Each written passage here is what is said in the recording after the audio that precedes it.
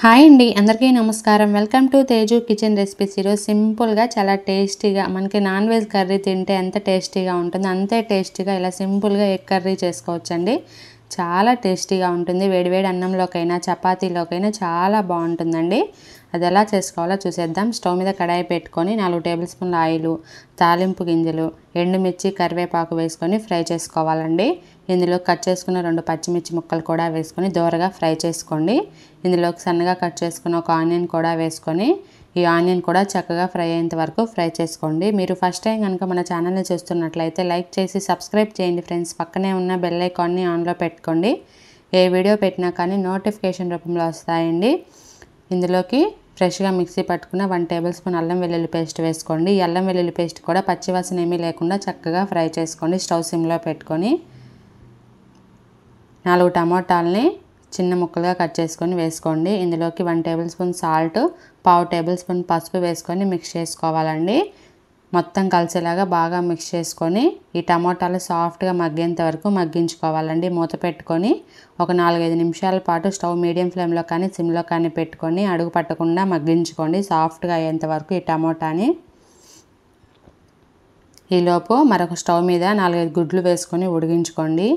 ఈ 5 గుడ్లు 10 నిమిషాల పాటు ఉడికించుకున్నామంటే చక్కగా ఉడికిపోతాయండి. పక్కకు తీసుకొని పైన ఉన్న చెక్క అంతా తీసేసుకొని వీడియోలో చూపిస్తున్న విధంగా చిన్న చిన్న ఘాట్లు పెట్టుకోండి చాకుతోటి 2 వైపులా. ఇలా చేయడం వల్ల మసాలాస్, ఉప్పు, కారం బాగా పట్టి గుడ్డు టేస్ట్ చాలా బాగుంటుందండి. ఈలోపు మనకి టమాటాలు కూడా కొంచెం మగ్గిపోయాయి చూడండి. పప్పు గుత్తితో కానీ మ్యాషర్తో కానీ మ్యాష్ చేసుకోండి. బాగా గుజ్జులాగా ఫామ్ అవుతుందండి. మనకి తపకలేమీ లేకుండా టమాటా గుజ్జుగా వస్తుంది. మనకి గ్రేవీగా కన్సిస్టెన్సీ ఫామ్ అవుతుంది. ఇలా మ్యాష్ చేసుకుంటే కర్రీ కూడా బాగుంటుందండి టేస్ట్. ఇందులోకి మీ కారానికి సరిపడినంత కారం వేసుకోండి. నేను 1.5 టేబుల్ స్పూన్ వేసాను. మీ టేస్ట్కి సరిపడినంత వేసుకోండి కారం అనేది. మీ క్వాంటిటీ బట్టి అండి అది. కొంచెం నూనె పైకి తేలిన తర్వాత కారం కూడా పచ్చివాసన లేకుండా ఇలా నూనె పైకి తేలాలండి. ఇందులోకి 3/4 గ్లాసు వాటర్ యాడ్ చేసుకోండి. మీ కన్సిస్టెన్సీ బట్టి యాడ్ చేసుకోండి. మరీ పతలాగా కాకుండా మరీ చిక్కగా కాకుండా గ్రేవీ కరెక్ట్గా వస్తుందండి. ఇలా ప్రిపేర్ చేసుకుంటే టేస్ట్ సరిపడినంత సాల్ట్ ఈ స్టేజ్లో అడ్జస్ట్ చేసుకొని వేసుకోండి.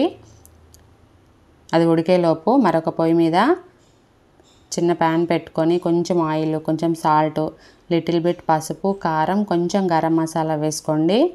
ఇదంతా ఒకసారి మిక్స్ చేసుకొని మనం ఘాట్లు పెట్టుకున్న గుడ్లు ఇందులోకి వేసుకొని ఫ్రై చేసుకోవాలండి. ఒక 2 నిమిషాల పాటు ఫ్రై చేసుకోవడం వలన గుడ్లు టేస్ట్ చాలా బాగుంటాయండి. దోరగా ఫ్రై చేసుకోండి స్టవ్ సిమ్లో పెట్టుకొని. డైరెక్ట్గా ఇలా రసంతో పాటు ఈ గుడ్లు పెట్టుకొని తిన్నా కానీ టేస్ట్ చాలా బాగుంటుందండి. ఇలా ఫ్రై చేసుకుంటే గుడ్లు టేస్ట్ మనకి కర్రీ టేస్ట్ రెట్టింపు అవుతుందండి అలా ఫ్రై చేసుకుంటే. ఈలోపు మనం మసాలా చేసుకుందాము. 2 ఇంచుల ఎండు కొబ్బరి ముక్కలు, ధనియాల పొడి, 5 వెల్లుల్లి రెబ్బలు, కొంచెము గసగసాలు, జీలకర్ర వేసుకొని ఇలా మిక్సీ పట్టుకోండి. మనకి మసాలా పౌడర్ కూడా రెడీ అయిపోయిందండి.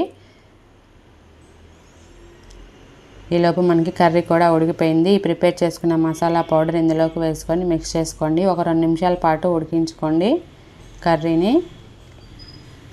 ఈ వేయించుకున్న గుడ్లు కూడా వేసుకొని నిదానంగా కలుపుకోండి గుడ్లు విరిగిపోకుండా. ఒక 2-3 నిమిషాల పాటు ఉడికిన తర్వాత లాస్ట్లో కొంచెం కొత్తిమీర వేసుకొని మిక్స్ చేసుకొని ఇంకా స్టవ్ ఆఫ్ చేసుకోవడమేనండి. వేడివేడిగా మనకి ఎగ్ కర్రీ రెడీ అయిపోయింది. వీడియో నచ్చితే లైక్ చేసి సబ్స్క్రైబ్ చేయండి ఫ్రెండ్స్. Thanks for watching.